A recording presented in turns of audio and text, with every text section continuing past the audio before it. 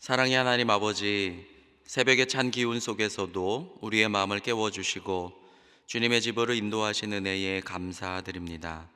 우리가 눈을 뜨고 새 날을 맞이하는 것은 오직 주님의 은혜로 인함을 고백합니다. 아침에 주의 인자하심을 알게 하시며 밤마다 주의 성실하심을 알게 하시는 하나님, 바로 그 하나님이 오늘도 이른 시간 우리와 함께 하시며 우리의 마음을 새롭게 하심을 믿습니다.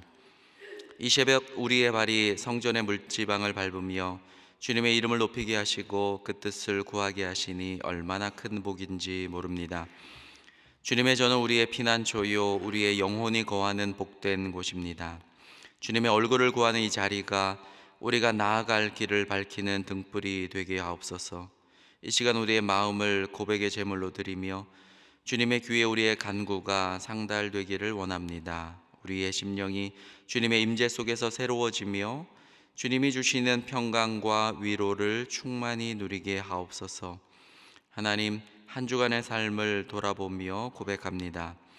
주님께서 우리를 인도하셨고 그 은혜의 손길이 우리의 삶을 붙들어 주셨음에도 불구하고 우리는 얼마나 자주 그 은혜를 잊고 사는지 모릅니다. 우리의 말과 행동, 그릇된 생각들이 얼마나 주님의 뜻을 어긋나게 하는지 모릅니다. 그러나 주님은 신실하시며 우리의 죄를 사하시고 모든 불의를 깨끗하게 하실 것을 믿사오니 주님의 은혜를 다시금 깨닫게 하시고 우리의 모든 길이 주님께로 돌아가게 하옵소서. 하나님, 오늘 하루 우리의 삶이 내일 주일을 맞이하기 위한 거룩한 준비가 되기 원합니다. 오늘 하루가 주님의 뜻을 묵상하며 우리의 마음을 주일을 향해 정결히 준비하는 시간이 되게 하옵소서.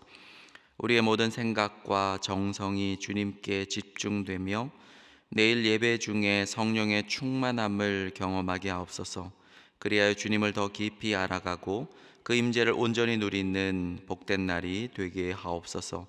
하나님, 우리가 이 세상에서 살아가면서 그저 무의미한 시간들을 보내지 않도록 인도하여 주옵소서.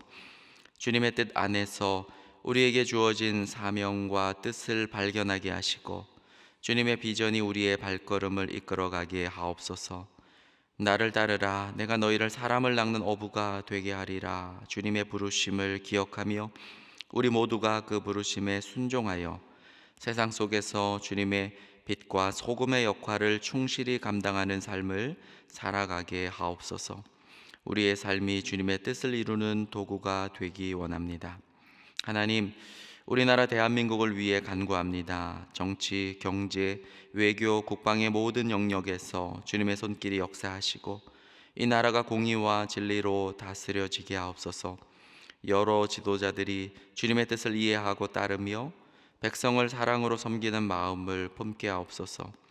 우리나라가 주님을 경외하고 하나님 앞에서 온전한 길을 걸어가기 원합니다. 또한 국제사회 속에서도 우리나라를 통하여 하나님의 뜻이 확장되고 참된 평화가 온 땅에 임하게 하옵소서. 전 세계에서 사역하시는 선교사님들을 위해 기도합니다. 선교사님들의 피곤한 손과 발에 힘을 더하시고 복음을 전하는 모든 과정 속에서 성령의 능력으로 동행하여 주옵소서. 고난과 박해 속에서도 보호하시고 그들의 사역을 통해 풍성한 열매가 맺히게 하옵소서. 전하는 복음마다 많은 영혼을 구원하고 하나님 나라를 확장하는 귀한 열매가 있게 하옵소서. 하나님, 우리의 성도들 중에 어려운 시기를 보내는 분들을 위해 기도합니다. 병상에 있는 분들, 경제적 어려움에 처한 분들, 관계의 아픔 속에 눈물을 흘리는 분들, 커다란 사건이 터질까 염려하는 분들, 우리 성도들의 아픔을 주님께서 위로하시고 상황을 변화시켜 주시며 모든 염려와 근심의 그 근원들을 다스려 주옵소서. 그리고 우리 마음에 담대함과 평안을 주시기를 간구합니다. 필요한 것을 채워주시며 고난 중에서 모든 슬픔이 기쁨으로 변하는 놀라운 은혜를 경험하게 하옵소서. 하나님, 이제 주님의 말씀을 듣고자 합니다. 주께서 오늘 예레미야에가 말씀을 통해 주실 놀라운 주님의 뜻을 우리가 깨닫게 하시고 우리의 심령이 깨어나도록 붙들어 주옵소서. 주님의 말씀이 우리의 영혼을 비추는 빛이 되어서 우리의 삶을 변화시키고 회복시키도록 하나님 능력 가운데 임재해 주옵소서. 우리 주 예수 그리스도의 이름으로 기도드립니다. 아멘. 오늘 주시는 하나님 말씀은 예레미야 애가 4장 1절에서부터 10절의 말씀입니다. 예레미야 애가 4장 1절에서 10절의 말씀을 우리 함께 봉독하겠습니다. 슬프다 어찌 그리 금이 빛을 잃고 순금이 변질하였으며 성소의 돌들이 거리 어기마다 쏟아졌는고 순금에 비할 만큼 보배로운 시온의 아들들이 어찌 그리 토기장이가 만든 질 항아리 같이 여김이 되었는고 들깨들도 젖을 주어 그들의 새끼를 먹이나 딸 내 백성은 잔인하여 마치 광야의 타조 같도다. 젖먹이가 목말라서 혀가 입천장에 붙음이여 어린 아이들이 떡을 구하나 떼어줄 사람이 없도다. 맛있는 음식을 먹던 자들이 외롭게 거리거리에 있으며 이전에는 붉은 옷을 입고 자라난 자들이 이제는 거름더미를 안았도다. 전에 소돔이 사람의 손을 대지 아니하였는데도 순식간에 무너지더니 이제는 딸 내 백성의 죄가 소돔의 죄악보다 무겁도다. 전에는 존귀한 자들의 몸이 눈보다 깨끗하고 젖보다 희며 산호들보다 붉어 그들의 윤택함이 갈아서 빛낸 청옷 같더니 이제는 그들의 얼굴이 숯보다 검고 그들의 가죽이 뼈들에 붙어 막대기 같이 말랐으니 어느 거리에서든지 알아볼 사람이 없도다. 칼에 죽은 자들이 줄여 죽은 자들보다 나음은 토지소산이 끊어짐으로 그들은 찔림받은 자들처럼 점점 쇠약하여 가미로다. 딸 내 백성이 멸망할 때에 자비로운 부녀들이 자기들의 손으로 자기들의 자녀들을 삶아 먹었도다. 아멘. 예레미야 애가는 바벨론 느부갓네살에게 유다와 예루살렘이 멸망당하고 성전이 파괴된 것을 슬퍼하는 그 5개의 애가를 그 시를 모은 책입니다. 히브리 낱말로 에카, 이 뜻은 슬프다 또는 어찌하여 라는 뜻입니다. 그래서 1장, 2장, 4장이 모두 슬프다, 에카 이런 히브리 낱말로 시작합니다. 5개의 애가 모두 히브리어 알파벳 자음 22개인데요. 그 순서를 따라 기역, 니은, 디귿, 리을처럼 예술적인 시의 형식을 띠고 있습니다. 그래서 1장도 22절, 또 2장도 22절, 3장은 각 자음마다 3개의 절씩, 그래서 총 66절, 그리고 4장, 5장도 22절로 이루어져 있습니다. 이처럼 의도적으로 정교하게 한 형식은 이 애가들이 그저 그런 어떤 인간의 자연스러운 슬픔의 표현이라기보다는 깊이 그리고 꼼꼼하게 다듬어 만들어졌다라는 표인데요. 그것은 매우 절제되고 또 질서정연한 방식으로 슬픔을 표현하는 것이죠. 이 방식은 비극적인 상황 속에서도 질서와 또 통제의 손길이 상징적으로 이제 통제의 그 손길을 상징적으로 보여주는 것인데, 어쩌면 그 하나님의 심판이라는 것이 무질서가 아니라 공의와 사랑의 진노임을 이 시의 어떤 정교한 구조 속에서 상징적으로 보여줍니다. 본래 애가는 그 본디 히브리어 성경 안에는 메길로트라는 5개의 절기 두루마리 안에 포함되어 있었는데, 예수님 당시 이전 70인역으로 번역되는 그 70인 역본에서부터 예레미야 뒤에 이제 배열되기 시작했습니다. 그리고 오늘날도 이 애가서는 성전 멸망을 기념하는 달인 5번째 달 아부월인데요, 오늘날로 하면 7월, 8월 사이에 늘 이 애가를 낭송합니다. 여러분, 구약에서 주전 587년 대재난과 끔찍한 결과가 이 예레미야 애가처럼 정말 직접적으로 똑똑하게 우리 눈에 들어오는 것은 없습니다. 히브리어의 그런 문학적인 시적인 기법을 사용해서 하나님의 백성이 처한 비참함을 이처럼 생생하게 묘사하는 것은 다른 성경에는 없어 보입니다. 그러나 애가를 기록한 이유가 단지 그런 목적만을 위해 있는 것은 아니겠죠.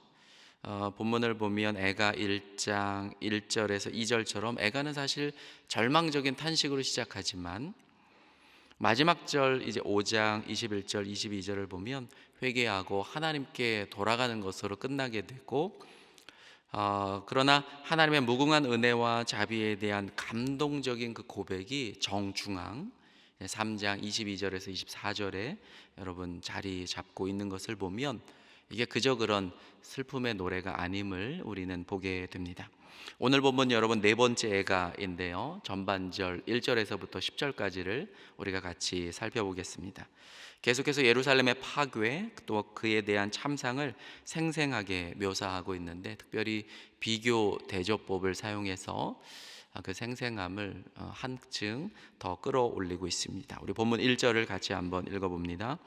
슬프다, 어찌 그리 금이 빛을 잃고 순금이 변질하였으며 성소의 돌들이 거리 어귀마다 쏟아졌는고. 첫머리의 탄식 마찬가지로 어찌하여, 슬프다, 에카 이렇게 시작을 합니다.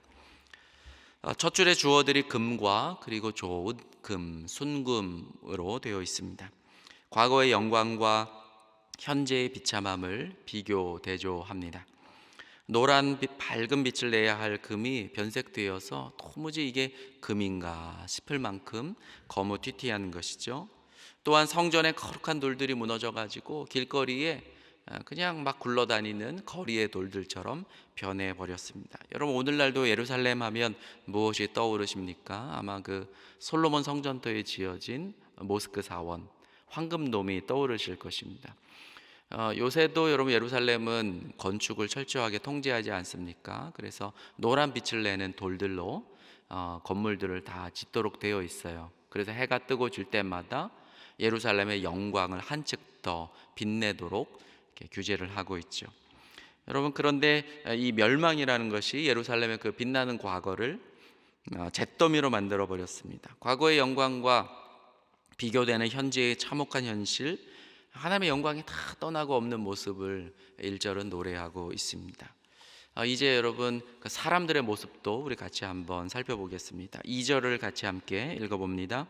순금에 비할 만큼 보배로운 시온의 아들들이 어찌 그리 통기장이가 만든 질 항아리 같이 여김이 되었는고. 직역을 해보면 순금으로 값을 치를 만큼, 본디를 보면 이제 순금으로 무게를 측량할 만큼, 그렇게 이제 되어 있어요.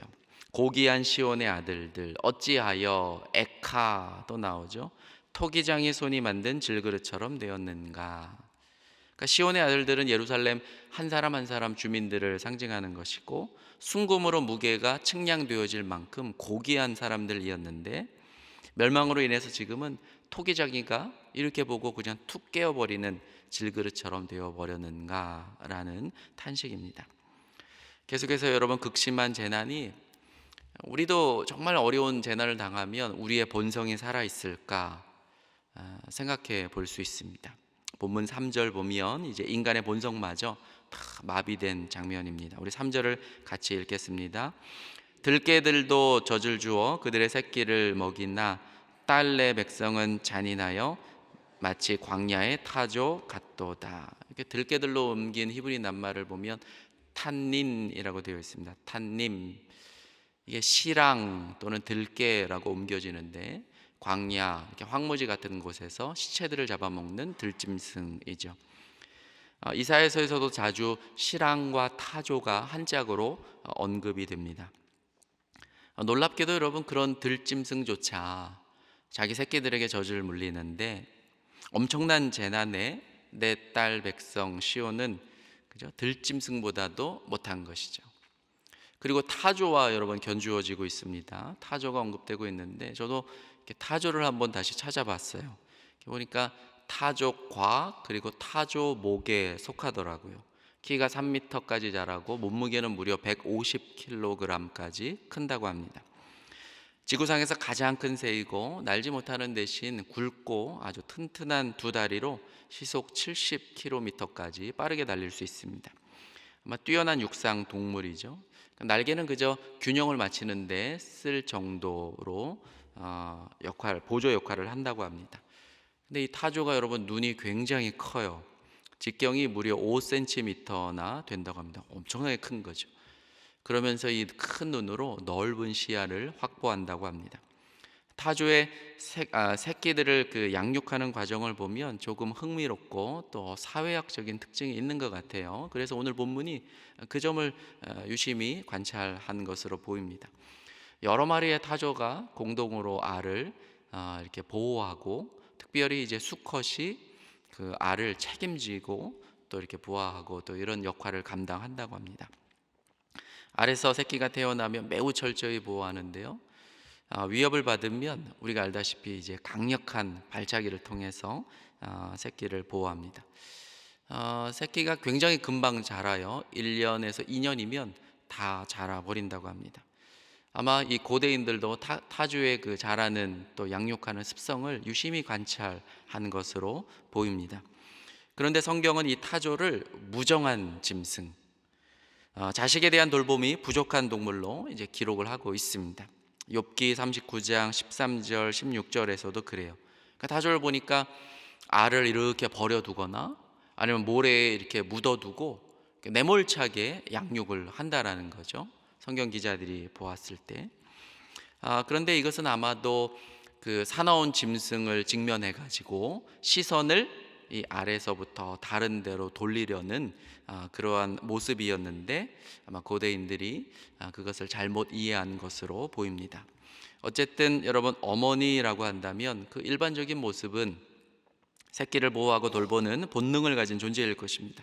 자녀를 사랑으로 감싸고 또 보호하고 극한 상황에서도 헌신적으로 아이들을 위해 희생하는 모습이 어머니에 대한 전형적인 인식 아닙니까?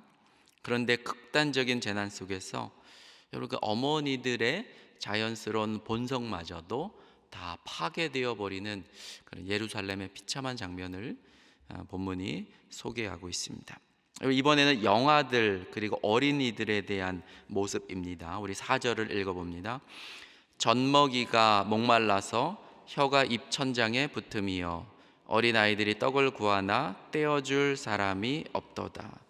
사실 시적으로 문학적으로 어린이들의 굶주리면 모든 그 사회의 굶주림을 상징하는 표현입니다. 어린이들이 겪는 어려움은 앞서 여러분 2장 12절에서도 나온 바가 있습니다. 2장 12절에서는 너무너무 안타까웠죠. 한 어린 아이가 엄마의 품에 안겨서 엄마, 먹을 빵과 포도주가 있나요? 그러면서 엄마 품에서 그 아이가 굶어 죽어버렸어요. 그 안타까운 장면이었습니다. 오늘 이 본문도 보면 영아가 이 혓바닥이 입천장에 들러붙을 만큼 기아로 굶어 죽고 있고, 이번에는 이제 스스로 음식물을 찾아 먹을 수 있는 어린아이가 소개가 되고 있죠. 어린아이가 길거리를 배회해요. 그래서 어디 빵이 없어요, 빵이 없어요. 그런데 본문이 뭐라고 말씀합니까? 그 어린아이에게 빵을 주는 것이 누구 하나 없다라는 거예요. 여러분, 웬만하면 여러분 어린아이가 빵을 구걸하면 어린아이에게 빵을 주는 것이 본능일 거예요. 그런데 그 어린아이에게 빵을 주느니 하나 없도다. 하나님의 심판의 깊이와 절망의 극단성을 잘 보여주고 있습니다. 이번에는 5절을 보면 왕족과 또 부유층들, 귀족들에 대해서 소개하고 있습니다. 여러분, 그들의 상황이라고 다를까요? 5절 같이 읽습니다. 맛있는 음식을 먹던 자들이 외롭게 거리거리에 있으며 이전에는 붉은 옷을 입고 자라난 자들이 이제는 거름더미를 안았도다. 직역하면 맛난 음식 먹던 자들이 거리에서 황폐해졌도다. 진홍옷 입던 자들이 쓰레기 더미를, 거름더미를, 직역하면 아슈토트 하면 이게 똥더미입니다. 똥더미, 거름더미, 분문이라는 데 쓰이기도 하는데 그 똥더미, 쓰레기 더미를 안고 있도다라는 거예요. 맛난 음식 먹던 자들, 상류층들을 말하죠. 부유했던 유복하게 자란 어린이들, 좋은 음식 먹고 좋은 환경에서 자라던 상류층 아이들도 멸망에 처하자 볼품없이 야위고 삐쩍 말라버렸다는 것입니다. 진홍옷은 정말 그 진홍빛이라는 것은 아주 비싼, 값비싼, 그것을 이제 어린 아이들까지도 입고 있다라는 것은 대단한 귀족, 상류층을 뜻하는 것인데, 그런 어린 아이들도 여러분 지금 쓰레기 더미를 이렇게 껴안고 있는 장면을 우리로 하여금 상상해 보게 만들어 버립니다. 여러분 6절은 이제 1절에서 5절을 여러분 정리하고 있는데요. 전에 소돔이 사람의 손을 대지 아니하였는데도 순식간에 무너지더니 이제는 딸내 백성의 죄가 소돔의 죄악보다 무너졌도다. 보시면 소돔은 사람의 손대지 않았는데도 한순간에 무너져 버렸어요.